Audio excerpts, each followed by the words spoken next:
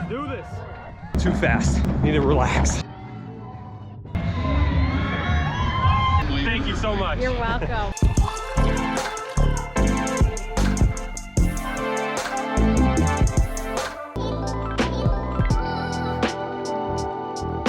Okay, welcome to episode 72.2 of the Fresh Brew Run vlog. Today, it's race weekend. It is the Riverbank 10K race weekend in Grand Rapids, Michigan. So I had this big plan where I was going to drive to Grand Rapids. I was going to go to Packet Pickup. I was going to check out the conference center, check out the booths, pose in front of like a big sign that says Riverbank Run, and just do that whole thing, you know, really capture the energy of Packet Pickup. However, we could barely get out of Detroit. Construction was once again absolutely horrible. It took forever to get to Grand Rapids. However, good news, my sister was able to pick up my packet. So I'm not going to miss out on Packet Pickup. I also discovered I never even signed up for this race. I thought I did.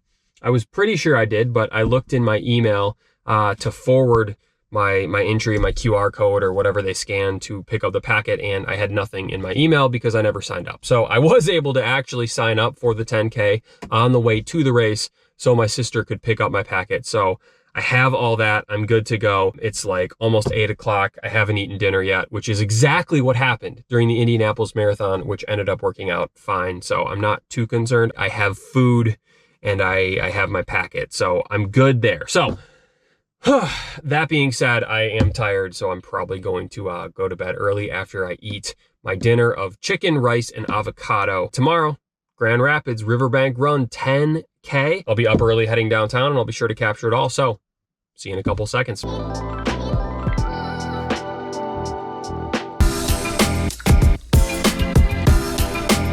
Good morning, happy Saturday. Great day for a run. Great day for a race. Perfect weather, it's like 50 degrees. Feels good outside, air is crisp, things are picking up, so it's good. It's about an hour before race time, so just gonna figure out if there's a spot where we can go like sit and hang out, because it's a little chilly just to stand around, so we'll see, but we're here. Riverbank Run 10K.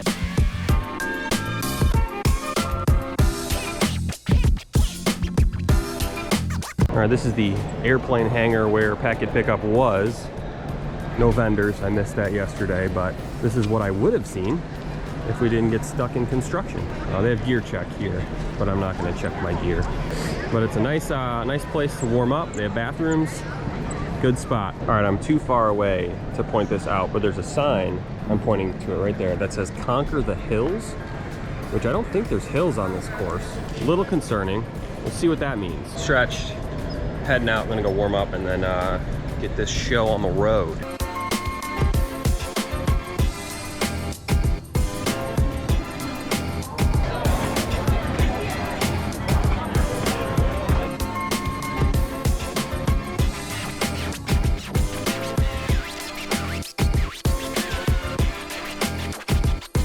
Moving up.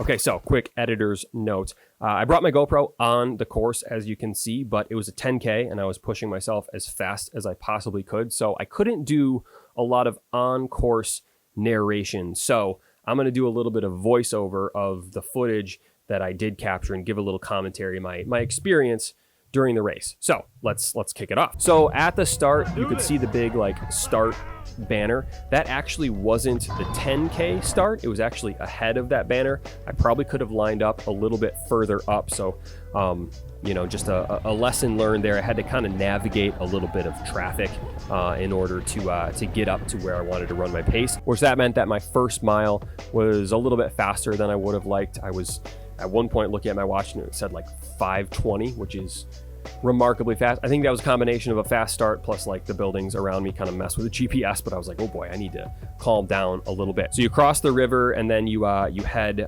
south. Shout out Amon-Ra St. Brown. I did beat Amon-Ra St. Brown in this race, so that was good. Then you go to the downtown campus of Grand Valley. Shout out Grand Valley. I went there. I didn't run much when I was in college, interestingly enough. 1 mile down, too fast. Need to relax. Used to wait for the bus right here in college.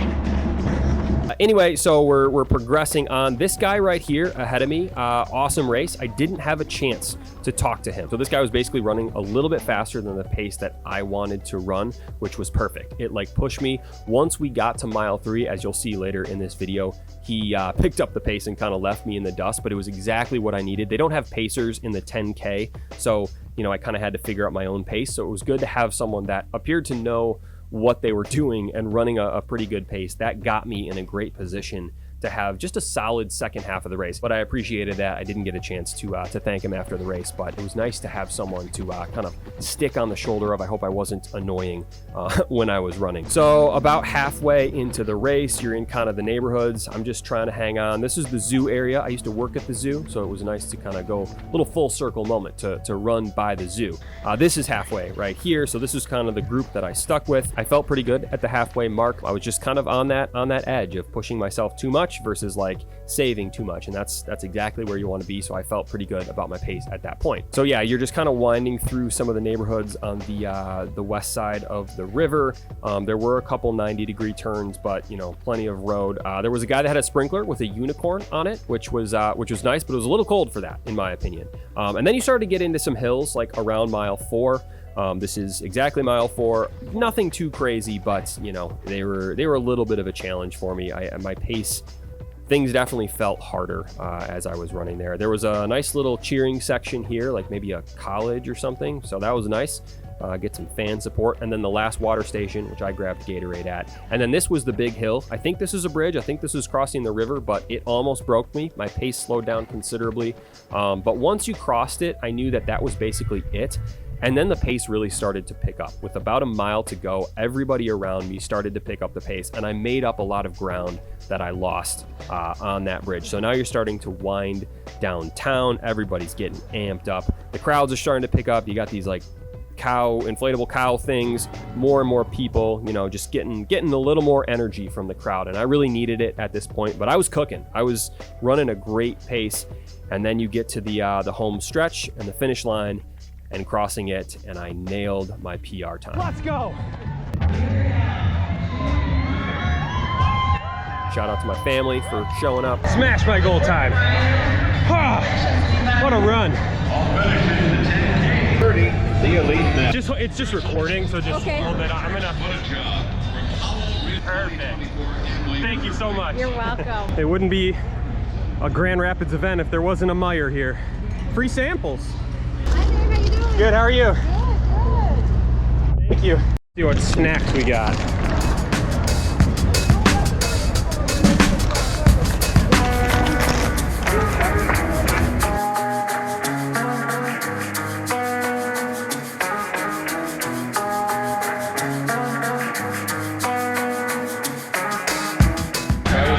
That was good. That was a PR. 40:26, I think, according to my watch. I don't know what the official time is, but that was obviously the best 10K I've ever run. But my splits were dead on. It was good. It got tough in the last 2 miles or so. It was just a little hillier than I kind of thought it would be. I mean, any hill feels hillier than you think when it's at the end of the race. But the pace picked up. Just everybody around me picked up so much that I think I just made it up.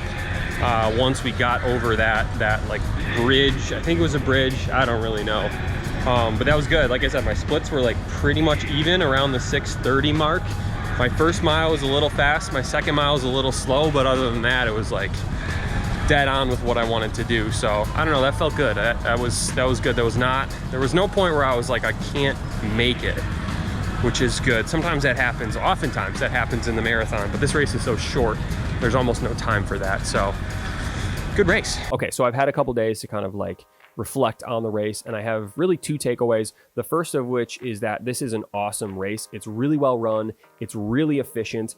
There's a place to warm up. The start is efficient. It's just like no nonsense. Like there were no speeches, at least at the 10K, for like, you know, from the CEO of all the corporate sponsorships, and no one's yelling at you from a megaphone. It was just like 1 minute to go, and then they did a countdown, and it was like, boom, we are off. They had clocks at every single mile of the 10K, which is really nice.